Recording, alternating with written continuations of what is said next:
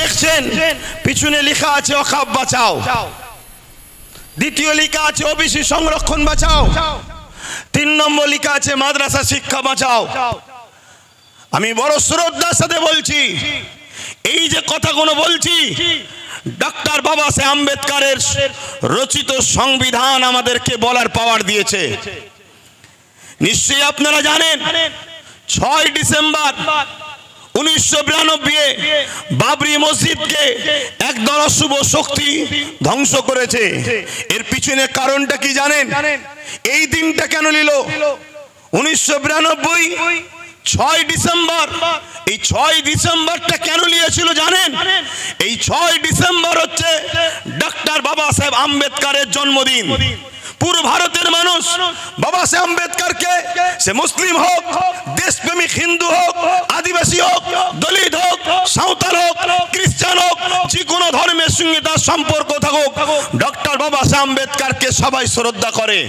আমি একজন পীরজাদা হিসাবে, খানদানের রাসূল হিসাবে আমিও ডক্টর বাবা সাহেব আম্বেদকরকে শ্রদ্ধা করি। কেন? তিনি আমার দেশের জন্য চলার একটা সুন্দর ব্যবস্থা করেছে, যেখানে সবার সমান অধিকার দিয়েছে। তাই সেই ডক্টর বাবা সাহেব আম্বেদকরের এই 6 ডিসেম্বর জন্মদিন ছিল। এই দিনটাকে পুরো ভারতের মানুষ বড় আনন্দের সাথে, গরিমার সাথে ডক্টর বাবা সাহেবের স্মৃতি উদযাপন করত বিভিন্ন কর্মসূচি নিয়ে। তাই বড় প্ল্যান করে ব্রিটিশদেরই চরেরা আমার দেশের মধ্যে যারা গাদ্দার আছে, এই দিনটাকে এমন একটা অঘটন ঘটালো, যেটা হলো ঐতিহাসিক 550 বছর আগেকারের বাবরি মসজিদের তলায় রাম মন্দিরের নামে বা রাম জন্মভূমির নামে সেই মসজিদটাকে শহীদ করে দেওয়া হলো। মূলত উদ্দেশ্য ওখানে রাম মন্দির বানানো, রামের জন্ম, এটা কিন্তু মূলত লক্ষ্য নয়। যারা এই কাজ করেছে তাদের সঙ্গে আমি চ্যালেঞ্জের সাথে বলছি, সাধারণ হিন্দুদের সঙ্গে হাজারো হাজারো মাইল দূরত্ব রয়েছে। হাজারো সাধারণ হিন্দু ভাইরা যেভাবে তারা নামকে ভালোবাসে, তাদের শ্রদ্ধা, তাদের বিশ্বাস, তাদের ভক্তি তাদের হৃদয়ে আছে। আজকে যারা বাবরি মসজিদকে শহীদ করেছে প্ল্যান মাফিক, তাদের কিন্তু সেভাবে ভক্তি ভালোবাসা নাই। কিন্তু এই দিনটাকে আঘাত দিল।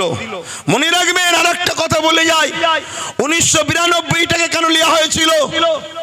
কেননা 1979-তে আমার ভারতবর্ষে মন্ডল কমিশনার বলে একটা কমিশন হয়েছিল। যেমন সাচার কমিশন, মন্ডল কমিশন একটা তৈরি হয়েছিল। সেই মন্ডল কমিশনে যারা তৈরি করেছিলেন, আমার শ্রদ্ধেয় হিন্দু ভাইয়েরা দূরে কাছে সোশ্যাল মিডিয়ায় যারা শুনছেন, মন দিয়ে শুনবেন। আমি মসজিদ মাদ্রাসার জন্য চিল্লাতে শুধু আসিনি, হ্যাঁ আমার ধর্মের উপরে আঘাত এলে কথা বলবো, সেটা সংবিধানের ভেতরে থেকেই কথা বলবো। তবে কিন্তু জানিয়ে দিই, কেন্দ্র জালিম সরকারকে মনে রেখে দেবে, আব্রাহা বাদশাহ শক্তি নিয়ে, হাতি নিয়ে, ঘোড়া নিয়ে, বিরাট সৈন্য নিয়ে আল্লাহর ঘর কাবাকে মিটাতে এসেছিল। আমার আল্লাহ আবাবিল পাখি পাঠিয়ে আব্রাহা বাদশার নাম নিশানাকে মিটিয়ে দিয়েছে। সময় থাকতে থাকতে কেন্দ্র সরকার পরিবর্তন হও, শুধরে যাও, নাই তোমারও দশা ওই রকম হবে। তুমি যে জায়গায় পাল্লা দিতে যাচ্ছ, তুমি জানো না মহান সৃষ্টিকর্তার পাওয়ার কত? তিনি তো তোমাকে সৃষ্টি করেছে, আমাকেও বানিয়েছে।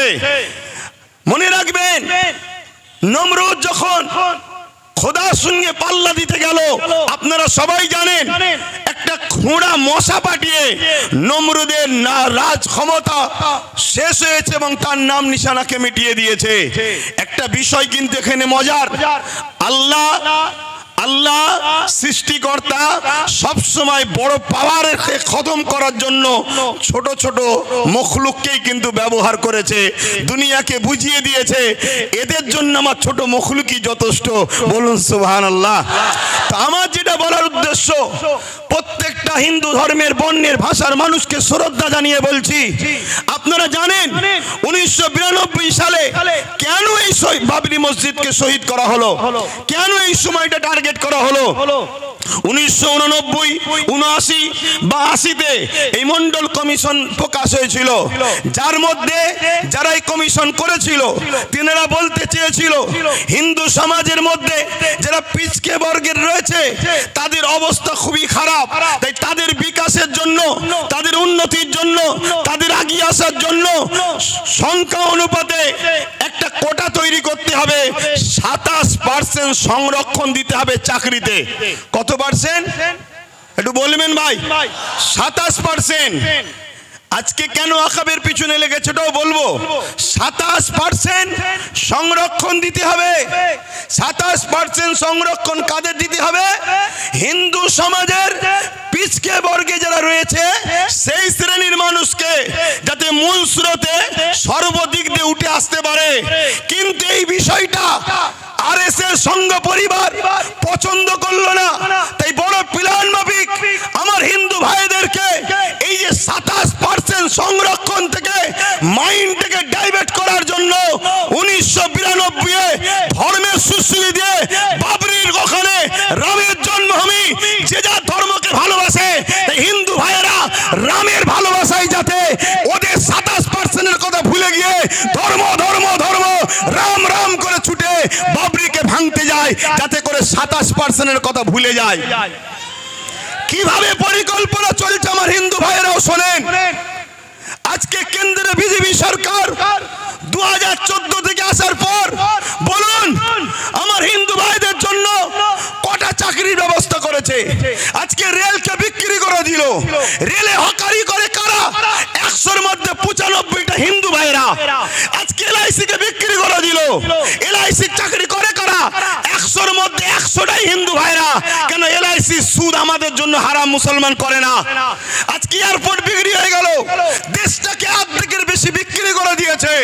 কিন্তু এতদিন ধরে পাকিস্তান পাকিস্তান পাকিস্তান দেখি আমার সরল প্রাণ ভারতীয় হিন্দুদের ভোটকে লুটেছে।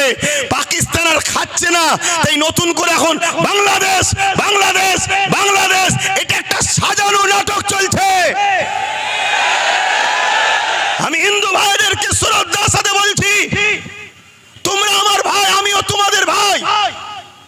এদেশ তোমাদের যতটা, এদেশ শিখ পাঞ্জাবি সবার যতটা, তোমার এই ভাইয়ের এদেশে অধিকারও ততটা।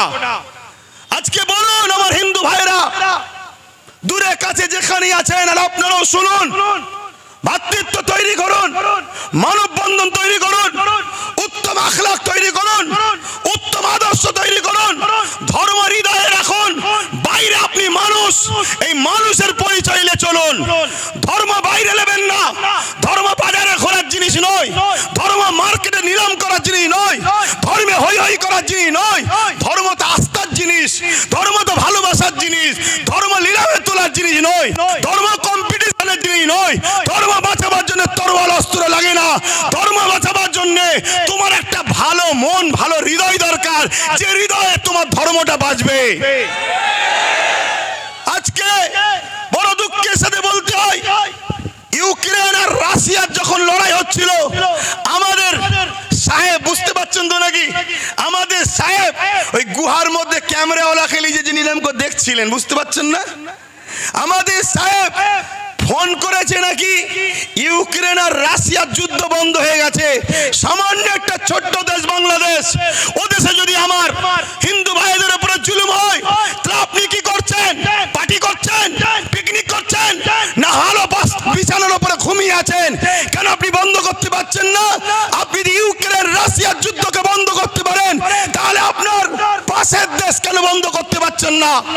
আমি আর একটা তথ্য বলে যাচ্ছি, আপনাদের ঘরেও বলছি এবং আমার হিন্দু ভাইদের ঘরেও বলছি। কেন এটা বলতে চাইছি? কেন দেশটাকে বাঁচাতে হবে, দেশটা বাঁচাতে হবে। দেশটা হলো একটা বট গাছ বা একটা যে কোনো গাছ, এই গাছটা বেঁচে থাকবে ততক্ষণ যতক্ষণ এর শিকড়গুলো সুরক্ষিত থাকবে। ঠিক না বেঠিক? এর শিকড়গুলো, এর একটা শিকড়ের নাম হিন্দু, একটা শিকড়ের নাম মুসলমান, একটা শিকড়ের নাম শিখ, একটা শিকড়ের নাম আদিবাসী, একটা শিকড়ের নাম দলিত, একটা শিকড়ের নাম সাউদি, কি বলে সাঁওতাল, বিভিন্ন এক একটা শিকড় সবকটাই গাছের জন্য কিন্তু মজবুত, যদি একটা শিকড় কেটে যায় মূলত আমার দেশ অর্থাৎ গাছটা দুর্বল হবে, দেশটা দুর্বল হবে। আজকে হিন্দুর দরদ দেখাচ্ছে কেন্দ্র সরকার, বাংলাদেশ নিয়ে বড় মিডিয়া গরম করছে, বাংলাতে অশান্তি তৈরি করছে। কিন্তু আমি জানতে চাই আমাদের পাশে নেপাল 95% হিন্দু, সেই দেশের সঙ্গে ভারতের সম্পর্ক ভালো নেই কেন? কেন্দ্র সরকারকে জবাব দিতে হবে। কথা বলেন, জবাবের দরকার আছে না নাই? তুমি যদি এতই হিন্দু দরদি সরকার হও, এতই যদি হিন্দুদের ভালোবাসো, তাহলে জবাব দাও। যখন ডোনাল্ড ট্রাম্প আহমেদাবাদ স্টেডিয়ামে উদ্বোধন করতে আসছিল, রাস্তার দুদিকে গরিব হিন্দুদের বাড়িগুলোকে যাতে ডোনাল্ড ট্রাম্প দেখে ফেলে বড় পর্দার আড়াল করে দিয়েছিল কেন? তারা কি মানুষ নয়? তারা গরিব হয়েছে বলে কি মানুষ নয়? মনে রাখবেন, এসব রাজনীতির রুটি শাখার চক্রান্ত। আজকে 95% নেপালের সঙ্গে ভারতের সম্পর্ক নেই। ভারতের প্রতিবেশী চতুর্দিকের দেশগুলোর খবর নেন, সবার সঙ্গে সম্পর্ক খারাপ ছিল। যদিও বা বাংলাদেশের সঙ্গে সম্পর্ক, এই অপদার্থ সরকার আসার পরে ওই বাংলাদেশের সঙ্গে সম্পর্কটা আমাদের খারাপ হয়ে গেছে। খুব ঠান্ডা মাথায় শুনুন, এই দেশে পৃথিবীর বুকে বড় বড় দেশ সব নেই, আর সব টুকরো টুকরো হয়ে গেছে। বড় বড় দেশ নাই, সব টুকরো টুকরো হয়ে গেছে। বড় দেশের মধ্যে আমার দেশ, আমার মাতৃভূমি, আমার হিন্দুস্তান একটা বড় দেশ আছে, আর একটা হলো চীন বড় দেশ আছে। নিশ্চয়ই আপনারা জানেন চীন আমার ভারতবর্ষের একটা বড় অংশকে দখল করে নিয়েছে, বড় একটা জায়গাকে দখল করে নিয়েছে। সেই জায়গাতে তার প্রতিবাদ না করে আজকে মধ্যে মানুষে মানুষ বিভাজন তৈরি করতে চাইছে। মনে রাখবেন, তাহলে কিছু সমস্যা এই করিস তোরা, আমার বেলাতেই সব সমস্যা। কি হলো?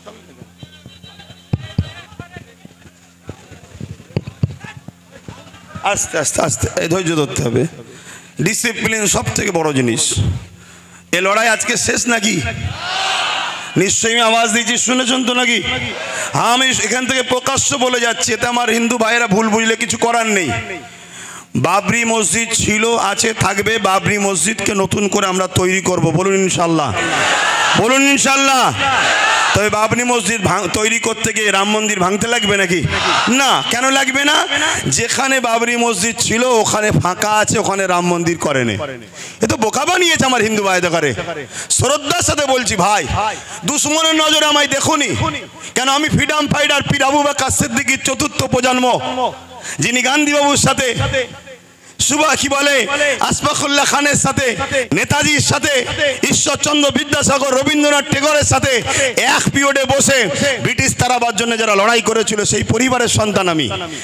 মনে রাখবেন আমি কি কথা বলছিলাম? এই যে বিছখানে ডিস্টার্ব হয়ে গেলে, হ্যাঁ কি কথা বলছিলাম? হ্যাঁ, চীন চাইছে ভারতকে টুকরো টুকরো করার। এদিকে পাকিস্তানও আছে, এও চাইছে ভারতকে, বলুন, টুকরো টুকরো করার। আর সেই টুকরো টুকরো করার ফাঁদে বা ইচ্ছা করে আমার কেন্দ্র সরকার কিন্তু সেই রাস্তায় নিয়ে যাচ্ছে দেশকে।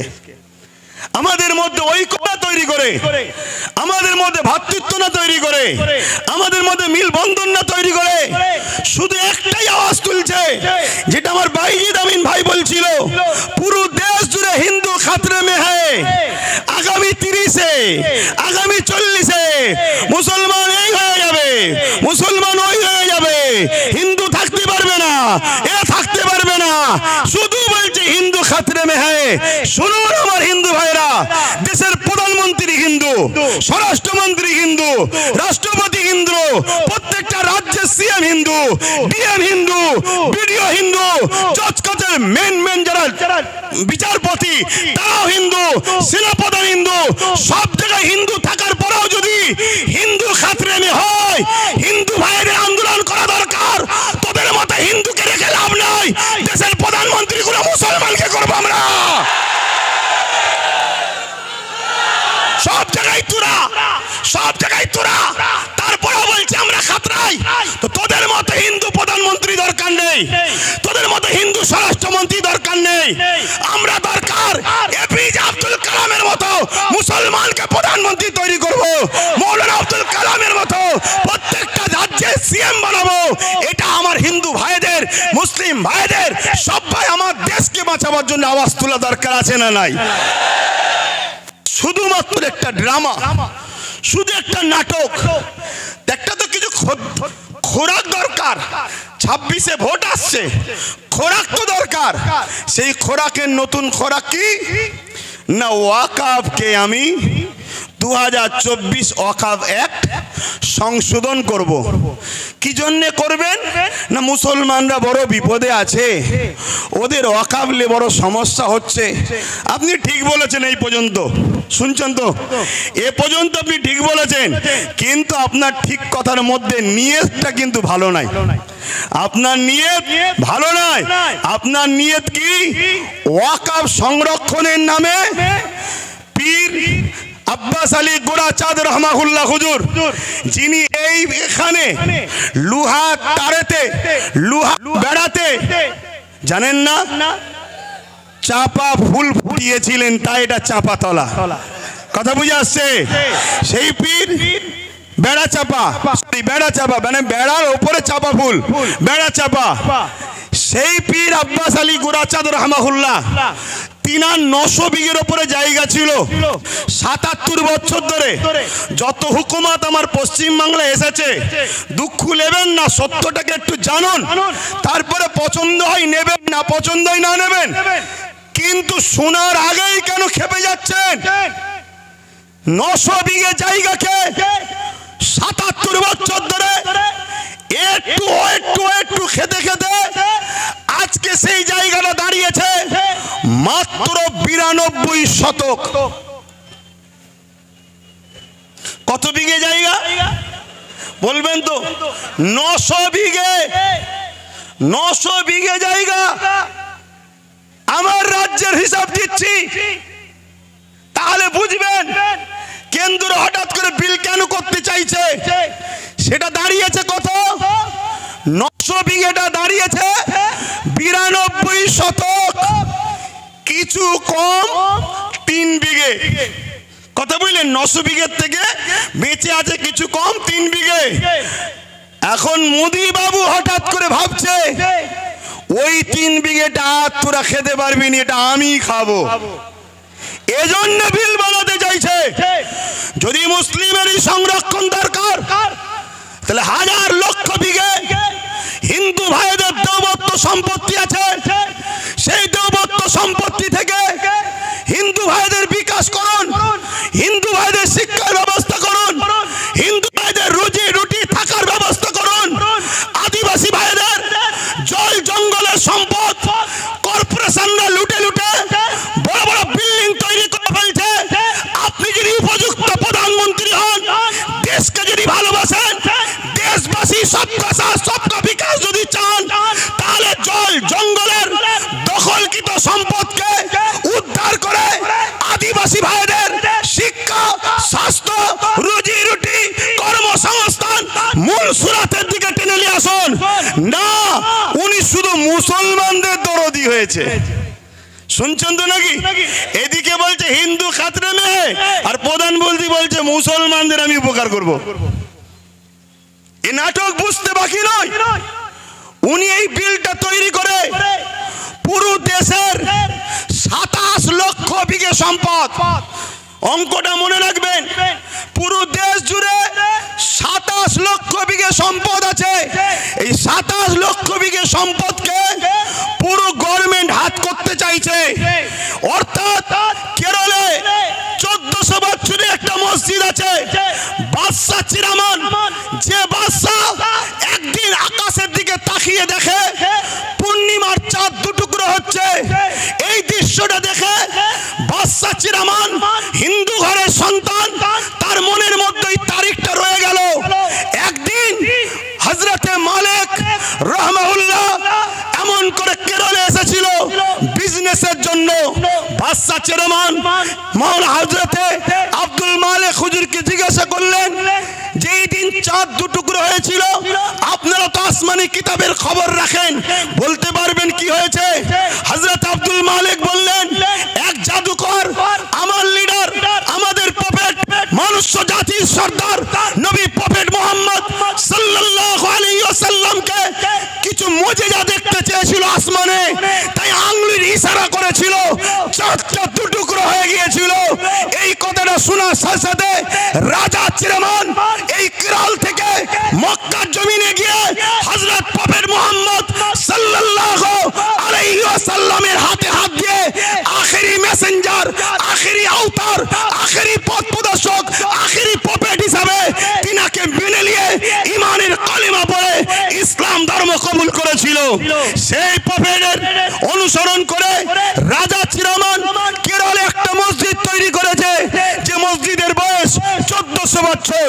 এই 1400 বছরের মসজিদ প্রমাণ দিচ্ছে ভারতবর্ষে মুসলমান স্বাধীনতার পরে বাংলাদেশ থেকে নয়, আফগান থেকে নয়, পাকিস্তান থেকে নয়, এ ভারতের বুকে 1400 বছর ধরে আছে। তার প্রমাণ হলো কেরলের মসজিদ। 1400 বছর আজান হচ্ছে, 1400 বছর নামাজ হচ্ছে। যে মুসলমানদের ভারতবর্ষে পরিচয় 1400 বছরে থাকতে পারে, এই 14 দিনের সরকার এনআরসি করে আমাদেরকে তাড়ানো অসম্ভব হচ্ছে। এই ওয়াকফকে কবজা করে ওই মসজিদকে প্রমোটিং করে বিক্রি করে তোমার আমার প্রাচীন ঐতিহ্যকে মিটিয়ে তোমাকে আমাকে প্রমাণ করতে চাইছে স্বাধীনতার পরে এসেছো, তারপরে এনআরসি করে তোমাকে আমাকে হত্যা করবে। মাথায় ঢুকছে? বক্তব্য শুনছেন? কেন আমি অনেক ঠান্ডা মাথায় চিন্তা করছিলাম, আরে ওয়াকফ তো সবাই খেয়েছে, ওয়াকফের মধু চাকতে এমন কেউ তো নাই। ওয়াকফের মধু সবাই চেকেছে, আর এই চাকার জন্য সব থেকে বড় দোষী আমরা। আমরা যদি ঘরের দরজা খুলে আর সোনা দানা বাইরে বার করে ঘুমোই, চোরের কাজ তো ভাই চুরি করবে। তা আমরা সারা জীবন একে বাপ বললাম, ওকে বাপ বললাম, তাকে বাপ বললাম, সবাইকে মাথায় তুলে দিলাম। তাই যেই উঠেছে সেই আমাদের ওয়াকফকে চেকেছে।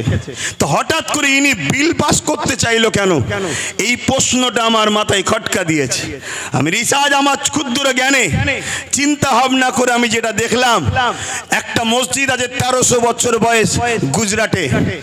এভাবে ভারতবর্ষ জুড়ে হাজার হাজার বছর ধরে ঐতিহ্যের মসজিদ, কবরস্থান, মাদ্রাসা, খানকা, দরগা প্রমাণ দিচ্ছে এ ভারতবর্ষে মুসলমান হাজার হাজার বছর ধরে আছে।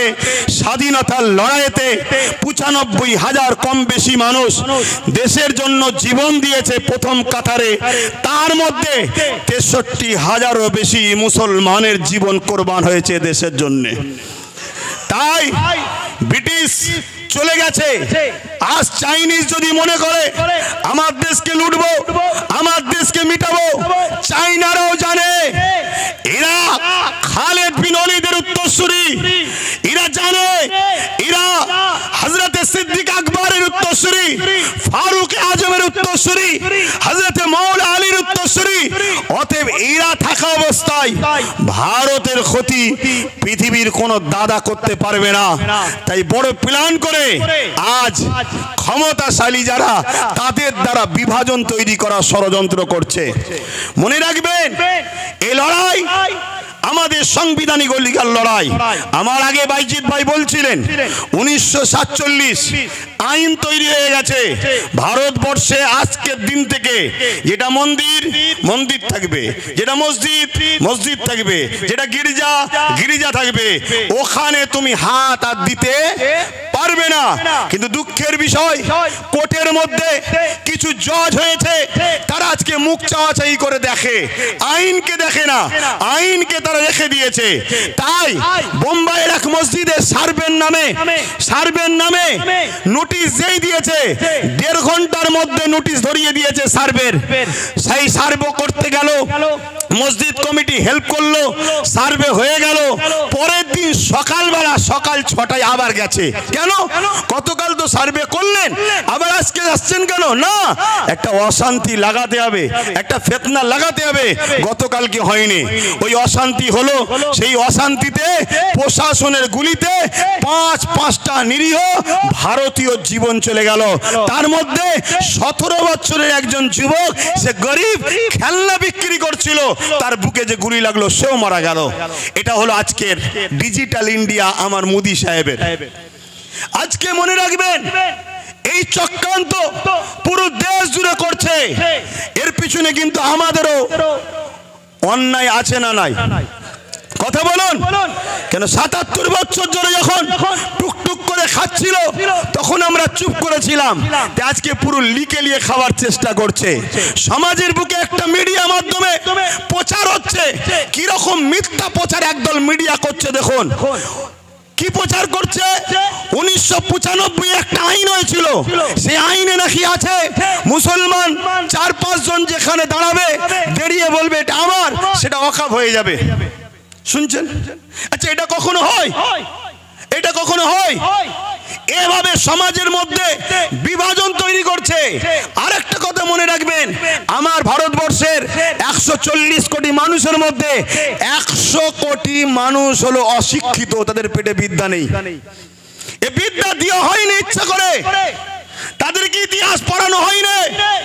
তাদেরকে যে ইতিহাস পড়ানো হতো তাহলে তারা বাবর, আকবর, হুমায়ুন এ দেশের জন্য কি করেছে সেটা জানতে পারত। অবশ্যই বাবর, আকবরের সাথে আমার কোনো সম্পর্ক নেই, কেন তারা ছিল রাজনীতির নেতা, আমরা ধর্মগুরুর লাইনের মানুষ। তাই বলে যায় তারা মিথ্যা প্রচার করছে বাবর, আকবর, হুমায়ুন নাকি মন্দির ভেঙে মসজিদ তৈরি করেছে। আরে শিক্ষা অর্জন করুন, জানুন, না জানলে জেনে নিন। যেখানে অন্য কারো সাধারণ জায়গা থাকবে, মন্দির তো অনেক দূরের কথা, সাধারণের একটা জায়গা আছে, ওই জায়গাকে কেউ যদি জোর করে মসজিদ করে ওইখানে নামাজ হবে না। কেন জোর করে ধর্ম হয় না, জোর করে গুন্ডাগিরি হয়। ধর্ম আর গুন্ডাগিরি দুজনে একে অপরে কখনো এক হতে পারে না।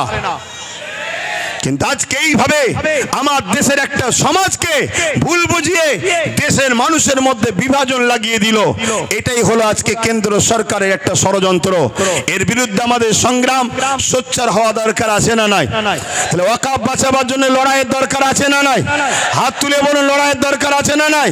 একদিকে যেমন ওয়াকফ বাঁচবে, অপরদিকে সংবিধানের ঐতিহ্যটা বাঁচবে। হাত লম্বা করে তুলুন, দরকার আছে না নাই? এই একটা মিটিং করে দিলেই কি হয়ে যাবে? কথা বলেন, একটা মিটিং করে দিলে হয়ে যাবে? এই বাঁচাবার পন্থা আছে, হাত নাবান, বাঁচাবার পন্থা আছে। যেভাবে আমরা আন্দোলন করছি গণতান্ত্রিক প্রক্রিয়ায়, এই আন্দোলনকে আরো বাড়াতে হবে। কি বাড়াতে হবে না? হবে না? এইটা প্রতিটা জায়গায় করে করে আমার ভাই বলছিলেন যে আব্বাস সিদ্দিকী ভাই, অনেকে বলছে যে এত দেরিতে নামলো কেন? না বন্ধু, যখন তুমি কিছু জানতে না ঘুমোচ্ছিলে তখন ওয়াকফ সিগনেচার হয়েছিল, ভোটাভুটি হয়েছিল। সেই সময় কোনো দাদা, কোনো মুফতি, মাওলানা কেউ নিজের বাড়ি ক্যাম্প তৈরি করে মানুষের ফরমে সই করায় না, সেটা আব্বাস সিদ্দিকী করেছিল। শুনে রাখো, তাতে ভোটাভুটি সিস্টেমে 50 লক্ষ লোকের স্বাক্ষর চেয়েছিল, সেটা 3.5 কোটির উপরে লোকের স্বাক্ষর হয়েছিল। সেটা আমি আমার বাড়িতে ক্যাম্প তৈরি করে মানুষকে দাওয়াত দিয়ে খাইয়ে সই করিয়েছিলাম যে ওয়াকফের বিরুদ্ধে সই করো, যে আমরা ওয়াকফ বিল চাই না, আমাদের যেটা আছে সেটাই থাক। বুঝে আসছে? দ্বিতীয় নম্বর কথা শোনো, আজকে এইখানেই শুধু শেষ করে দিলে হবে না, প্রতিটা জায়গায় করে করে, প্রতিটা জায়গায় আন্দোলন করে করে আমাদেরকে পশ্চিম বাংলার রাজধানী কলকাতায় যেতে হবে। প্রয়োজন হলে আমরা ব্রিগেড যাব। আপনারা প্রস্তুত আছেন? হাত তুলে বলেন, প্রস্তুত আছেন? প্রস্তুত আছেন? হাত নামান।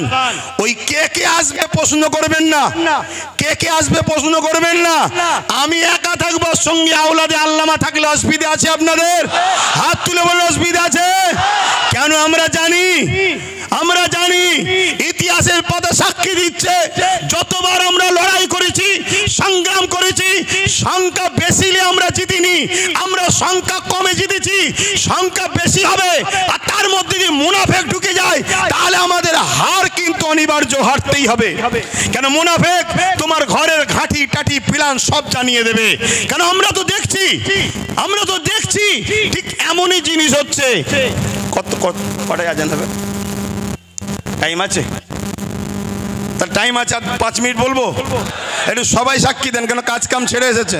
5 মিনিট, হ্যাঁ, একটু মন দিয়ে শোনেন। আমরা তো দেখছি সেই প্রবাদ বাক্য আছে না, পাড়ায় চোর পড়েছে, সবাই বেরিয়ে পড়েছে, চোর ধরো, চোর ধরো, চোর ধরো। আর চোরও ওই বিষখানে ঢুকে বলছে চোর ধরো, চোর ধরো, চোর ধরো, বলছে না? বলে নে। আরে কলকাতায় ভিআইপি জায়গা ওয়াকাফের রাজ্য সরকারের আজকে আমলা বলেন, নেতা লিডার বলেন, তারা সব দখল করে বসে আছে। তারা আবার ময়া কাঁদা নেবে, কাঁদছে মুসলমান, চিন্তা করেনি আমরা তোমাদের ওয়াকাফ বাঁচিয়ে দেবো। আচ্ছা বলুন, এটা কি ধোঁকা নয়?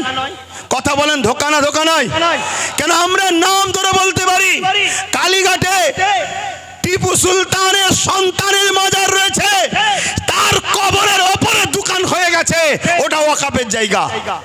আমি বললাম না আপনাদের পীর গোড়াচাঁদ আব্বাসী হুজুরের 900 বিঘে জায়গা আজকে হয়ে দাঁড়িয়েছে কত? 92 শতক। তাহলে এই লড়াইটা করতে হবে, কিন্তু এই লড়াই কোন গাদ্দার মুনাফিককে নিয়ে নয়। এই লড়াই আমরা সংগঠিত হব, প্রকৃত যারা সংবিধানকে ভালোবাসে, প্রকৃত যারা ইমানদার, আমরা সংগঠিত হয়ে এই লড়াই শুরু করেছি। ইনশাআল্লাহ এই লড়াইয়ের শেষ ইনশাআল্লাহ আমরা করেই দেখাবো। বলুন ইনশাআল্লাহ। আরেকটা ছোট্ট নমুনা দিয়ে যাচ্ছি। এই নদী পার হলেই উপরে চুচুড়ায় একটা মসজিদ আছে, মাদ্রাসা আছে, 1000 বছরের, যারা আজকের বাজার 10-20 হাজার কোটি টাকা, সেই সম্পদে তালা মেরে দিয়েছিল আজকের যিনি সরকার রয়েছে কেন্দ্রে, এই রাজ্যে তালা মেরে দিয়েছিল। অনেকে আন্দোলন করেছে, খুলতে পারে না। অনেকে আন্দোলন করেছে, খুলতে পারে না। মাত্র 12 থেকে 15 হাজার যুবক নিয়ে আহলে সুন্নাত ওয়াল জামাত আন্দোলন করেছিল। তালা খুলে আসর মাগরিবের নামাজ পড়ে সেখান থেকে এসেছিলাম আমরা। কারণ ইমানদার কখনো হুকুমতকে ভয় করে না, ইমানদার সৃষ্টিকর্তাকে ভয় করে, ইমানদার বোমকে ভয় করে না, কামানকে ভয় করে না, বন্দুককে ভয় করে না, শাসকের রক্তচক্ষুকে ভয় করে না। ইমানদারের হৃদয়ে আল্লাহর ভয় রয়েছে। তাই যখন আমরা 4টে পর্যন্ত পারমিশন ছিল, 4টে পার হচ্ছে, আমরা দাবি রেখেছি নামাজ পড়বো, তারপরে ঘরে যাবো, আর নাই খাটিয়া করে যাব। তখন র‍্যাব না বাচ্চে, র‍্যাব ভয় দেখাচ্ছে, র‍্যাব না বাচ্চে। আমি মাইকে বলেছিলাম আজ আমরা 14-15 হাজার র‍্যাব নিয়ে দিয়ে পিটবে, সংবিধান বিরোধী কাজ করবে, কাল থেকে যেখানে পাবো সেখানে আমরাও পিটিয়ে দেখিয়ে দেবো। এ দরকার আছে না নাই? আমরা কি এদেশে জন্ম হয়েছি শুধু লাঠি খাবার জন্য, মার খাবার জন্য, ভিক্ষা লিবার জন্য? আমরা সংবিধান বিরোধী কোনো কাজ করিনি, আগামীতেও করবো না। ঠিক না বেটি? তুমি আমার মসজিদে তালা মারবে, আমার মাদ্রাসায় তালা মারবে, আর আমি বলতে গেলে তুমি প্রশাসনের পাওয়ার দেখাচ্ছ। ওই প্রশাসন তোমাকে তো আমরা দিয়েছি, তাই আজকে সংখ্যা কম মেরে নেবে, কালকে বাংলা জুড়ে যেখানে পাবো প্রতিশোধ তুলে সংবিধানের হক আদায় করে দেখিয়ে দেবো। সংবিধান রাইট দিয়েছে না দেয়নি? কথা বলুন, দিয়েছে না দেয়নি? আব্বাস সিদ্দিকী ফালতু বকছে না। সংবিধান বলেছে কেউ যদি তোমার উপরে জুলুম করে, রাইট আছে তুমি প্রতিশোধ নাও, রাইট। আর মনে রাখবেন, ইসলাম জুলুম করাকে হারাম করেছে।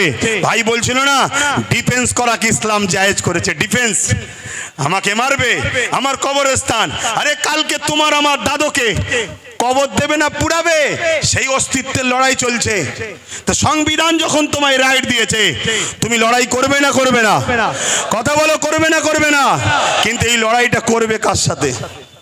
যারা বিগত 77 বছর যারা ওয়াকাফ খেয়েছিল, মসজিদকে লুটেছে, মাদ্রাসাকে লুটেছে, কবরস্থানকে লুটেছে, তাদেরকে পাশে করলে লড়াই করবে নাকি? এ কথা বলো। কারণ এই সমাজে দুই ধরনের ওয়াকাফ নিয়ে লড়াই হচ্ছে। একদল লড়াই করছিস, ভাই তুইও তো ওয়াকাফ খেয়েছিস রে, তুই তো যারা ওয়াকাফ খায় তার সঙ্গে তোকে দেখা গেছে, তুই আজকে চিল্লাচ্ছিস কেন? সে বলছে ভাই বুঝিস না কেন, এ তো ভাগ দিত, মুদি নিলে ভাগ দেবে না, তাই তো লড়াই করতে নেমেছি। মোদি যদি ভাগ দেবে বলে, এ কিসের লড়াই? আবার কথা বুঝছেন না, বোঝেন না? আর আরেক দল লোক লড়াই করছে। আলহামদুলিল্লাহ, আল্লাহকে সাক্ষী রেখে বলছি, লড়াই করছি আমার ইমানের অস্তিত্ব, আমার দ্বীনের অস্তিত্ব, আমার সংবিধানের উপরে কেন্দ্র সরকার হাত দিয়েছে, তাই ইমানের দায়িত্বে লড়াই করছি। তো ভাইরা আমার, তাই বলবো লড়াই করতে হবে। তাহলে এই ডাক আগামী দিন ঘুরতে ঘুরতে বাংলার অলিতে গলিতে আমি দেখছি। আমি দেখছি ভাইরা যদি চান, আপনারা যদি চান আগামী দিন বাংলা রাজধানী ব্রিগেড হবে, রাজি আছেন তো নাকি? রাজি আছেন তো নাকি? হাত নামান। ধোকা দেবেন না তো? ধোকা দেবেন না তো? কেন ধোকা অনেকে দিয়েছিল বলে মন খারাপ করে চুপ করেছিলাম। ভাই অনেক বুঝিয়েছে, দুজন দিয়েছে বলে 500 জনকে আপনি কষ্ট দিচ্ছেন কেন? কথা ঠিকই, কিন্তু যার দিল ভাঙে সে কষ্টটা সে বোঝে। কিন্তু আজ আবার আপনাদের স্বার্থে, আপনাদের স্বার্থে, দেশের স্বার্থে, নিজের অস্তিত্ব, নিজের ধর্মীয় স্বাধীনতার অস্তিত্বের স্বার্থে আমি আবার নেমেছি, ধোকা যেন না হয়। মনে রাখবেন আর একটা বিষয় বলে যায়, আপনারা তো ওয়াকাবলিয়ে তো সব শুনলেন, সবাই বক্তব্য দিল, আর একটা কথা শুনবেন না? মাদ্রাসা ধ্বংসের মুখে, জানেন মাদ্রাসা ধ্বংসের মুখে জানেন? গত বছর দায়িত্ব নিয়েছে রাজ্য সরকার, তার আগে পর্যন্ত মাদ্রাসা পরীক্ষায় একটা সিলেবাসে যে নম্বর হবে মার্কশিটের, তাতে একটা কোরআনের বলে পাঠ থাকতো, অর্থাৎ কোরআনে কত নম্বর পেয়েছে। এই বছর থেকে সেটাকে পাওয়া যাচ্ছে, মার্কশিট ছেড়েছে, তার মধ্যে কোরআন কথাটাকেই তুলে দিয়েছে। যে বলেছিল কোরআন শেষ হয়ে যাবে, আজকে কোরআনটাকেই তুলে দিয়েছে। কথা শুনছেন না শোনেননি? আপনাদেরকে এই কথা শুনে কষ্ট হচ্ছে নাকি? অনেকে ভাবছে এই সময়ে মোদিকে বিরুদ্ধে লড়তে গেলে দিদিকে তো দরকার। আরে শুনুন শুনুন, ডাকাত ধরতে গেলে চোর সাথে লিয়া দরকার নেই। ডাকাত চোর দুটো একই ক্যাটাগরির রাস্তার লোক। এই ভুল বলছি নাকি? অতএব যদি তুমি মনে করো ইমানদার, তাহলে আমার কথা অ্যাকসেপ্ট হবে, আর যদি মনে হয় না, আমার কথা অ্যাকসেপ্ট নাও হতে পারে। আমি আবার বলে দিচ্ছি, পৃথিবীর কোনো তাকত, পাওয়ার, শক্তির ওপরে মুখাপেক্ষী আব্বাস সিদ্দিকী নয়। আব্বাস সিদ্দিকী মহান সৃষ্টিকর্তার উপরে নির্ভর করে চলে। তাই হক কথা বলছি, আমার মাদ্রাসার সিলেবাসে মার্কশিটে কোরআনের যে জায়গা ছিল সেই পাঠটাকেই তুলে দেওয়া হয়েছে এই রাজ্যে। তোমরা জানো 10,000 শিক্ষা প্রতিষ্ঠানের নামে আজকে 300 কম বেশি 350 উপরে 400 উপরে শিক্ষা প্রতিষ্ঠান কোনো ধ্বংসের মুখে, সেটাই তো তোমরা খবর রাখো না। তাহলে মাদ্রাসা শিক্ষা বাঁচাবার জন্য এই দায়িত্ব আমাদেরকে নিতে হবে না? হবে না? নিতে হবে না? হবে না?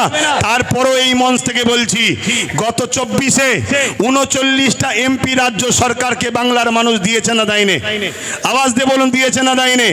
তারপরও বলছি 39টা এমপিকে বাংলা সরকারকে রাজ্যের মানুষ দিয়েছে। 39টা এমপি এই ওয়াকফ বিলের বিরুদ্ধে যেদিন মিটিং হবে সেদিন ওর ভেতর থেকে অকবাল নিয়ে পালালে হবে না, পুল বুক চিতিয়ে লড়াইয়ের নমুনা আমরা দেখতে চাইছি। ঠিক না বেঠি? একটা সুযোগ আবার দিচ্ছি, ওই দিন যদি লড়াই ঠিকভাবে হয় তাহলে জানবো একটু হয়তো শুভ বুদ্ধি হচ্ছে, তাহলে নতুন করে পরে ভাবা যেতে পারে, তাও ক্লিয়ার নয়। ঠিক না বেঠিক গো? কিন্তু আমরা দেখতে চাই। আওয়াজ দিয়ে বলুন, দেখার দরকার আছে না নয়? দেখার দরকার আছে না নয়? আমি বলেছিলাম, আজকে আমার কথা মনে পড়ছে না, পড়েনি? আমি বলেছিলাম যে চেয়ারের একটা পায়া দরকার, বলেছিলাম না? আজকে বলুন তো, পুরো দেশ জুড়ে যদি আমাদের গোটাকুড়ি থাকতো, গোটাকুড়ি যদি থাকতো, সেটা আমার কথা বলছি না, হ্যাঁ 29টা এমপি আমরা বাংলা থেকে দিয়েছি না দিইনি? কথা বলেন, আপনারা দিয়েছেন না দেননি? তাহলে আজকে দেখার দিন এসেছে সে কি করে। কারণ আইন তো হচ্ছে সেখানে, সেখানে আপনি যদি বিরোধী হন তাহলে সেখানে লড়াই করছেন না, রাজপথে নেমে মুসলমানকে বোকা বানাচ্ছেন কেন? কি গো, বলা ভুল হচ্ছে নাকি? আওয়াজ দিয়ে বলো, বলা ভুল হচ্ছে? আরো জোরে শুনতে চাই, বলা ভুল হচ্ছে? তাহলে সেই জায়গায় তো দেখানো দরকার। মনে রাখবেন, আমি বলেছিলাম, আজকে আফসোস হচ্ছে না হয়নি? যদি টোটাল ভারত মিলিয়ে গোটাকুড়িও যদি আমাদের থাকতো উপযুক্ত, উপযুক্ত যেমন আমাদের বিধানসভায় একটাই উপযুক্ত আছে, নওশাদ সিদ্দিকী, নাম শুনেছেন না শোনেননি? গত 4-5 দিন আগে এই ওয়াকফে বিধানসভায় কথা উঠেছিল, ওয়াকফে উঠেছিল, সব মুখে চুপ করে আছে। যারা কলকাতায় বিশাল জমায়েত করে চিল্লাচ্ছে সিনিও চুপ করেছিল, কিন্তু নওশাদ সিদ্দিকী সেখানে চোখে চোখ রেখে প্রতিবাদ করেছে, সেখানে আওয়াজ তুলেছে। তাহলে আমি বুঝাতে চাইছি, এভাবে যদি পুরো দেশ জুড়ে আমাদের গোটাকুড়ি যদি এমপি থাকতো, যখনই বলেছিল ওয়াকফ সংশোধনের নামে এই এই এই এই বিল হবে, ওই গোটাকুড়ির মধ্যে থেকেই একজন উঠে চেয়ারটা ছুঁড়ে প্রথম মার, কেন তুই দেশের সংবিধানের বিরুদ্ধে কথা বলছিস। কিন্তু আমাদের তো কেউ নেই বাপ, আমাদের তো কেউ নেই, সব হাতছাড়া করে ফেলেছি। আজ শপথ নেন, আমাদের ভুল যদি ভাঙে, সময় যদি আসে, ওয়াকফ বিল এত সহজে তো করতে দেওয়া যাবে না, তাতে লক্ষ যুবকের আমাদের বুকে তাজা দিতে রক্ত দিতে হলেও আমরা দিতে রাজি আছি, রাজি না রাজি নয়। কিন্তু এরপরেও আগামী দিন শুধু রাস্তায় দাঁড়িয়ে দাঁড়িয়ে আমরা লড়াই করবো কেন? রাস্তায় দাঁড়িয়ে দাঁড়িয়ে কতবার চিল্লাবো? তাই আগামী দিন সেন্টার হোক, রাজ্য হোক, সব জায়গাতেই আমাদের পক্ষে উপযুক্ত পায়া দাঁড় করিয়ে রাখা দরকার আছে না নয়? আছে না নয়? অঙ্গীকার করছেন তো নাকি? অঙ্গীকার তো নাকি? আল্লাহকে সাক্ষী রেখে হাত তুলে বলেন, মুনাফিকি নয়, আল্লাহকে সাক্ষী রেখে বলেন। আজকে বড় দুঃখ, আজকে বড় আফসোস, একটা কেউ আমাদের বলার নেই। ওয়াকাব নিয়ে বলবে কে? আমাদের কেউ নেই। মাদ্রাসা সংরক্ষণ, মাদ্রাসা বাঁচাবার জন্য বলবে কে? আমাদের কেউ নেই। ওবিসি, ওবিসি বোঝেন? এই ওবিসি বোঝেন? আকসার লোক তো ওয়াকাব জিনিস কি সেটাই বোঝে না। ওবিসি বোঝেন? ওবিসি হলো একটা সংরক্ষণ, যার মাধ্যম দিয়ে দু একটা হলেও মুসলমান চাকরি পাচ্ছিল।